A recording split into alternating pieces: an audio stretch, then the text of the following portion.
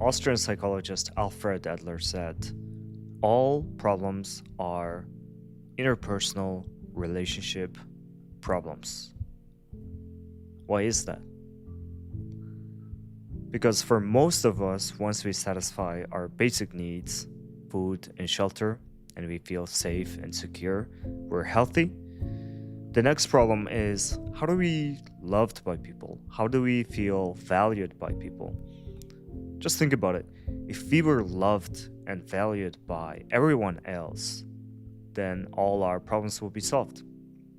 Really, if you think about why we do certain things in life, why do we work so hard to look good, to achieve success? It's all about being loved and valued by people. If you can make this realization, this talk is going to be very important and it's going to be very relevant to you. So let's talk about it. How to be loved by people. To me, it's the wrong question. Maybe it's a clickbait title, but I think it should have been titled How to Love People. And to me, they're the same thing. And let me explain.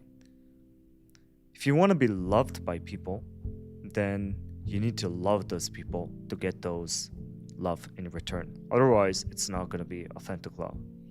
Also, if you can really love people, then you will be loved by people. It's guaranteed. It's reciprocal. Think about your daily interactions, not just with your loved ones, even with strangers. If you treat people with respect and warmth, then they give you back that energy, right? If you smile to someone, they smile back. And similarly, if you treat other people with negativity and defensiveness, then they also feel that too. Nobody wants to be attacked, so people want to defend themselves, they become defensive, and they even attack you back. So really, what goes around comes around, is the saying. And it's very easy to realize why that is, because as a human being, our internal state is always expressed in our face, our facial expression, our body language. We think we're good at hiding our emotions, but we're really not. Like, everybody else can look at us and tell how we're really feeling. If I'm feeling uncomfortable, if I try to hide it, people will know. If I smile, but it's not genuine smile, it's fake smile, then people know. And that's all because of evolutionary biology. That's how we're wired. Interpreting facial expressions was very important survival skill. And with that, you can figure out who's our allies, who's lying, who's cheating, and who we can trust. Because of that, we're really good at interpreting facial expressions, thus our energy. So, in our day-to-day interactions, if we feel confident and worthy, then it shows up in our behavior, the way we say things, the way I look at people. And people can sense it. Oh, this person is confident. So they feel comfortable, they feel positive, they respect you. But if you feel unworthy, it's going to show up in your behavior too. They're going to sense that something is wrong with this guy. So it's all about shifting internally. Have to be loving is all about developing that attitude inside, the internal state of being loving and warm, that presence within your heart. And because of this very reason, the question of being loved by people is really a question about how to love people, how to be loving. And this is also a shift from us looking for happiness and satisfaction out in the external world to internally. How do I find the love and warmth and presence that I'm looking for within myself? If I can cultivate it within myself, it's gonna manifest in the external world. I like to say internal state equals external reality. Everything you see in the world, it's all just reflection of how you feel inside. What are your beliefs, conviction, identity? And that brings us to the very definition of love. To me, love at its core is all about giving, offering a piece of happiness. That person's life is better off with me in it. I offer something valuable. And people might ask, hey, like, what does that even mean? And I think we know what it means. We know what it's like to offer a smile to someone else. And if that person genuinely smiles, then you just made that person's day just a little bit better. Love could also mean compliment. Sometimes when you give genuine compliment, and not just one of those empty generic ones, but you genuinely recognize something and you genuinely appreciate something and you express it, people can feel it. Just like a flower, that person can flourish. The power of words is strong. Sometimes a single word can change someone's life. It can make them blossom. And in that way, loving is almost like watering your flower. As a result, you help people flourish. Another thing that we can offer is understanding. For those who are suffering, if you have someone in your life who can really understand you, who can really sympathize and empathize with whatever you're going through, and they can be this loving presence that's just there for you, to support you. And they're there to listen to you and not just respond and give advice, but actually really be present and listen to you. That is very valuable and that is very rare. Understanding is another name for love. That's what Thich Nhat Hanh said. He said, if you cannot understand, you can't love. If you can't understand, then you cannot love.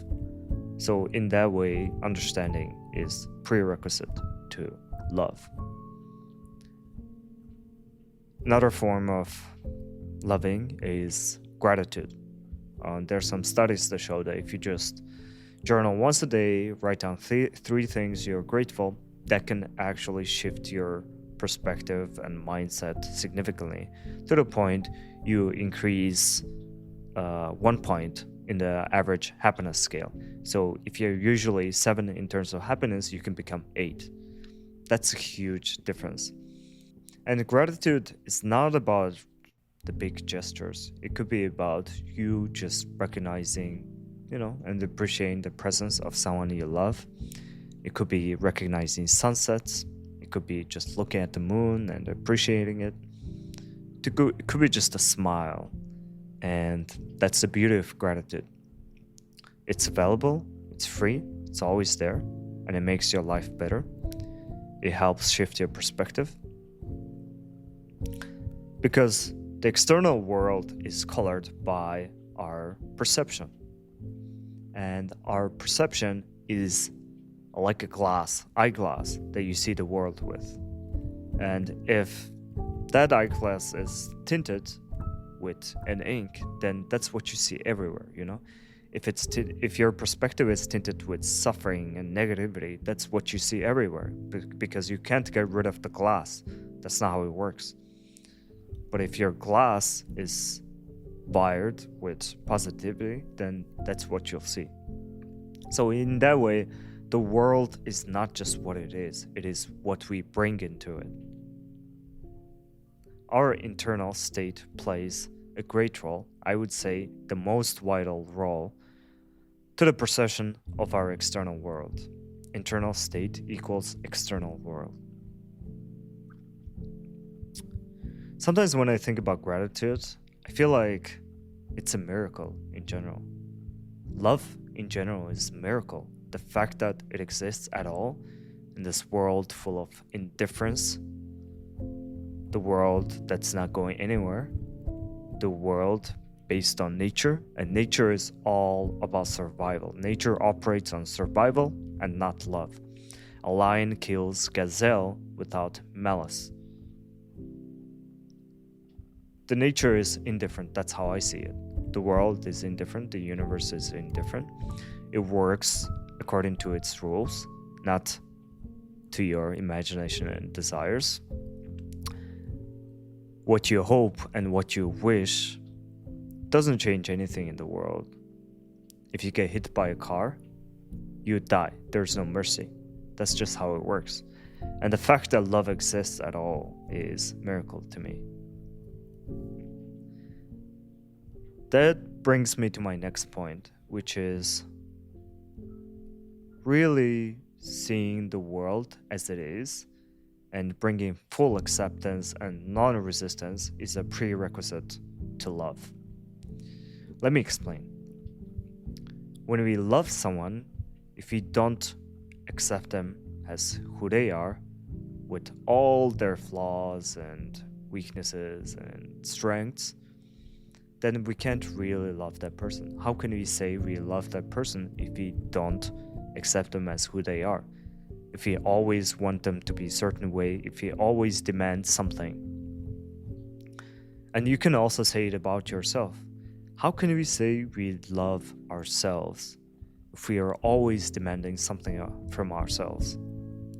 If we always tell ourselves we need this thing to be happy, we need that thing, that accomplishment, that money, that girl, it's a form of resistance if you think about it. You're basically saying to yourself, without this thing, I'm not going to be happy. So you attach to those things, you try to grab those things, and that is not true love. So in order to love freely and truly, we need to get rid of all forms of attachment and resistance. If we can do that, we can truly feel love. And love is, maybe it's not even about forcing ourselves and trying to bring something from ourselves that we don't even have, Sometimes we don't even feel like loving because we haven't given ourselves the things we need. Rumi said, our task is not to seek love. Our task is to find the barriers that we built within ourselves against that love. And if we take down all those walls and barriers, the love is already there. All you have to do is just take down those barriers and take down those walls, and that's all. And those walls and barriers, to me, it means forms of resistance and attachments. The way we want reality to be a certain way. We could want things, we could desire things, but we shouldn't form a rigid attachment to it, saying, this should be this way, this has to be this way, this needs to be this way so that I can be happy. But if we can just accept and see the world, the reality, other people, ourselves, exactly as it is, then love is already there. It's gonna arise spontaneously. You don't have to even bring it out. It's just gonna be there once you release all your attachments. Because I imagine that people are basically bluebirds stuck in a cage. And once you're released from that cage, it's all about freedom and love.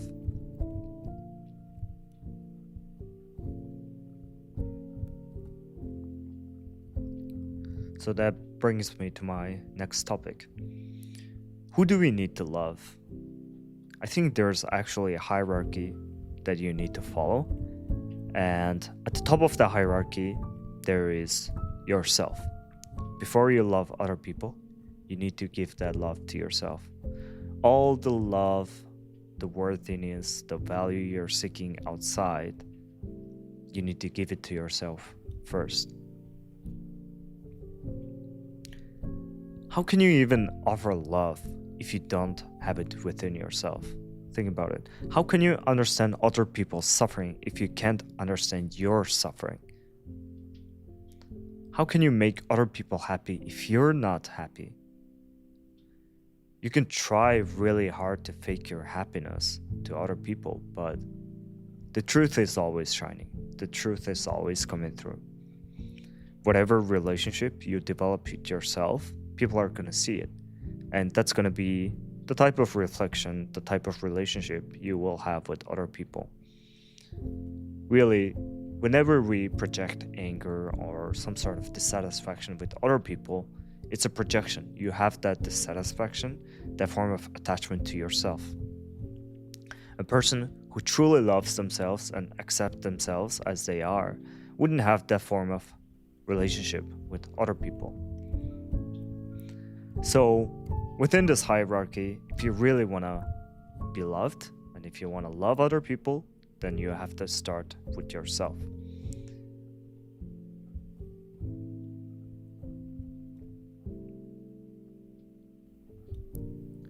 And I think we've all seen people who are incapable of truly loving. And the problem is usually they have this barrier within themselves. They have this blocker. They're always occupied with something, some sort of suffering in their mind. And because of that, they're not able to pay attention and give proper love to the people around them. Because if you have this huge weight on your shoulders, how can you pay attention to anything else? We should also be sympathetic with those people. When other people are dealing with their bullshit, they just don't have the capacity and energy to give love to you.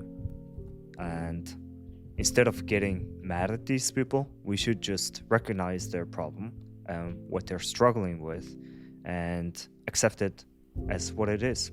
They just don't have the capacity, at least right now. If only you can find peace within yourself, then you can develop true connections with others. If you cannot find the peace within yourself, how can you develop real connection with others? But once we're able to love ourselves and accept ourselves, value ourselves, the boundary of ego expands. That means you start to see the world as it is. You see you're intimately, deeply connected with other people. Whatever they're feeling, you also feel. Whatever happens to your loved ones, when they suffer, you also suffer. When they're happy, you're also happy. In that way, we're all deeply interconnected. Now, it's not about your individual suffering. It's about us. It's not you, it's us. That's the shift that happens. Your heart becomes expansive. Your heart becomes like a river. If you drop an ink to a cup of water, it becomes dirty, right? You can see it. But if your heart is like a river, even if you drop an ink, it doesn't do anything. And that's the goal. When that happens, our heart is so expansive, we recognize whatever happens to other people also happens to us. When that happens, we can never say, oh, that's your problem, because your problem is going to be my problem.